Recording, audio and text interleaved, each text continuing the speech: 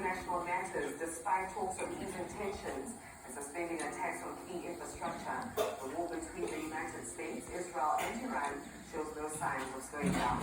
Airstrikes and counterattacks continue across the region, while global leaders warn of a wider conflict.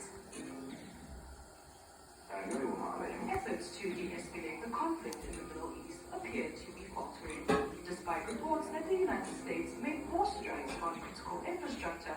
Fighting continues.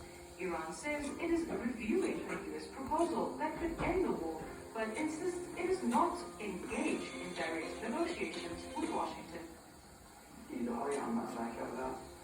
He says messages being conveyed through outbreaking countries and thus responding by stating our positions or issuing the necessary warnings.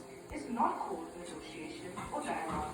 It is simply an exchange of messages to our friends.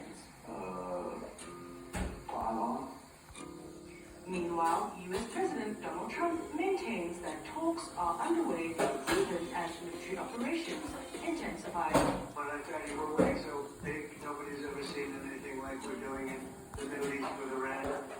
And they are negotiating, by the way. On the ground, the conflict continues to escalate. Israel has launched fresh strikes inside Iran, while Tehran has responded with drone and missile attacks targeting Israel and U.S. allies. Tensions remain high around the Strait of Hormuz, a key global oil route where clashes have disrupted shipping and driven up fuel prices worldwide. The ripple effects are being felt far beyond the region. In Thailand, soaring fuel costs linked to the war are threatening to shut down the fishing operation. I'm Kali Pillay, SABC News. Is that U.S. Central Command releasing new video of brand new strikes on targets inside that terror nation. U.S.-Israel joint operation zeroing in on a mission to degrade Iran's military capabilities to strike at the heart of that regime's nuclear weapons ambitions. Not losing sight, that is the mission. I'm Karen Faulkner. You are in the Faulkner Focus. The Pentagon with a new update this morning on Operation Epic Fury. We listen to you, and that's why I'm here to share a hack on how to play with the jelly texture of Paper.io 2, which will help your character reach 100% of the map faster than ever before. First, choose the burger skin from the skin shop. It has the best feature to do small circles, something you will need to do to expand your territory. After doing so, try to find the multipliers to kill all the enemies around. Once you beat all of them in level 34, go back to the skin shop and choose the donut skin, and voila, you will have unlocked this jelly feature. Most of the people don't know about the new Thorhammer's bonus. In Paper.io 2, your goal is to cover the map to 100% before President Trump doesn't bluff and he does not back down. That's why the President Trump posted video. We went after Iran's main nuclear site inside their third largest city.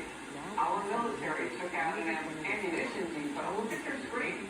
This is Isfahan. And it sent a massive fireball into the sky.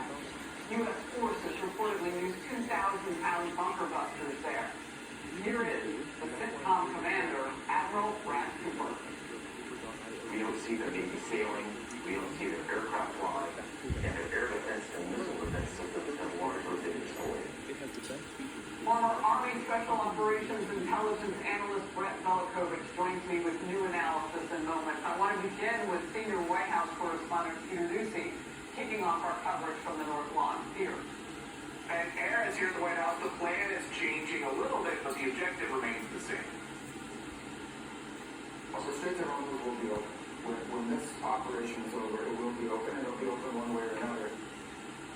One of those ways, just like countries that use the Strait of Hormuz take it. President Trump just said, all of these countries that can't get jet fuel because of the Strait of Hormuz, like the United Kingdom, which refused to get involved in the decapitation of Iran, I have a suggestion for you. Number one, buy from the U.S. We have plenty. And number two, build up some delayed courage. Go to the Strait and just take it. You have to start learning how to fight for yourself. The USA won't be there to help you anymore, just like you weren't there for us. Iran has been essentially decimated. The hard part is done. Go get your own oil. The president also wrote, the country of France would let planes headed to Israel loaded up with military supplies fly over French territory.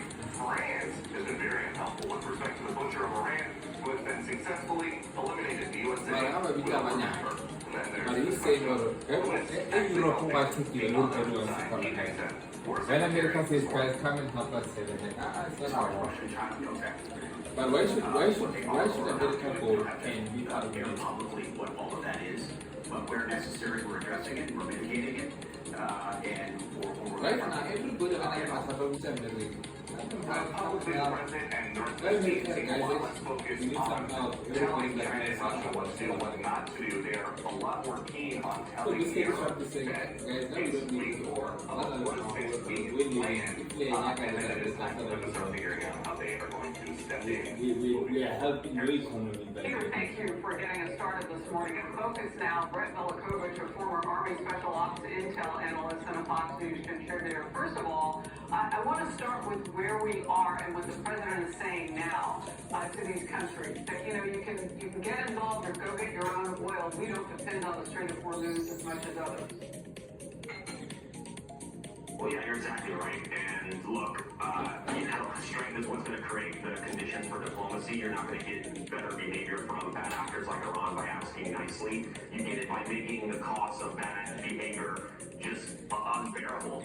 And when countries hesitate to support U.S. operations, whether it's airspace access or political backing, it actually reinforces for me why American leadership matters the most. Because at the end of the day, no one else can keep critical waterways open or deter state sponsors of terrorism and stabilize global markets at scale like the U.S. can. That's not arrogance, that's reality. When things get dangerous, the world doesn't call a committee, it calls America. And I think what's very interesting to me is, as we're seeing with Epic Fury, it's a very clear reminder that in decades, America power still means something when it's actually used with conviction. U.S. Central Command sent a message with this 2,000-pound bunker-busting bomb. If you want to threaten Americans' interests, we're not going to send memos. We're going to take you guys out.